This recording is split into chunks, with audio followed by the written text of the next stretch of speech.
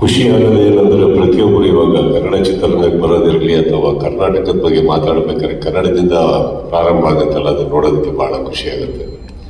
So thank you so much on behalf of the entire industrial people for having started the speech in Kannada. Sir ಎಲ್ರಿಗೂ ನಮಸ್ಕಾರ.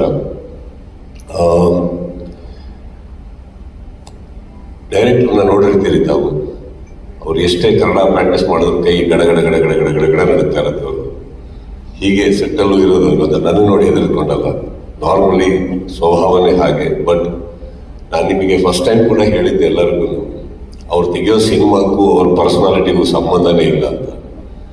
ಮೊದಲನೇ ಸಲ Max cinema ಕತೆ ಹೇಳಕ್ಕೆ ಅವರು ಒಂದು ಬ್ಯಾಗ್ ನೇತು ಹಾಕೊಂಡು ನಮ್ಮ ಮನೆಗೆ ಬಂದಾಗ ಬಹುಶಃ ನಾವೆಲ್ಲಾದರೂ ಒಂದು ಪರ್ಸನ್ನ ಅವರ ಪರ್ಸನಾಲಿಟಿ ಮೇಲೆ ಗೇಜ್ ಮಾಡೋ ಹಾಗಿದ್ದಿದ್ರೆ ಈ ಸಿನಿಮಾ ಆಗ್ತಾನೆ ಇರಲಿಲ್ಲ.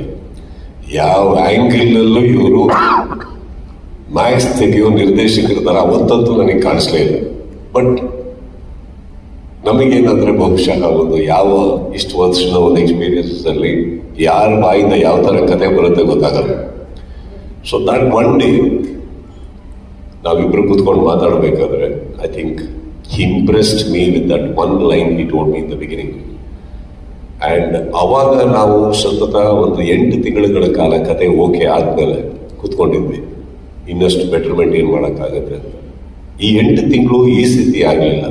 ಕಾರಣ ಏನಂದರೆ, ಈ ಸಲ ಅವರು ಕತೆ ಬರ್ಕೊಂಬರ್ಬೇಕಾದ್ರೆ ಆ 8 ತಿಂಗಳು ಏನು ತೊಗೊಂಡಿದ್ದು ಅದಷ್ಟು ಚೇಂಜಸ್ ಮಾಡಿಕೊಂಡು ಕಲಿತು ಕನ್ನಡ ಆಡಿಯನ್ಸ್ ಅಂದ್ರೆ ಏನು, ಮಾರ್ಕೆಟ್ ಏನು, ನಮ್ಮಿಂದ ಏನು ಎಕ್ಸ್ಪೆಕ್ಟ್ ಮಾಡ್ತಾರೆ ಅಷ್ಟು ಮಾಡಿಕೊಂಡಾಗ ಈ ಸತಿ ತಂದು ಅವ್ರ ಕತೆ ಹೇಳಿದಾಗ ಪ್ರಾಬಬ್ಲಿ ಭಾಳ ಮಿನಿಮಲ್ ಚೇಂಜಸ್ ಇತ್ತು. He had come with a complete package in a very short span of time. ನನಗೆ ಆ ಕತೆ ತುಂಬ ಇಂಪ್ರೆಸ್ ಆಯಿತು, ವಾಟ್ ಈಸ್ ಡನ್.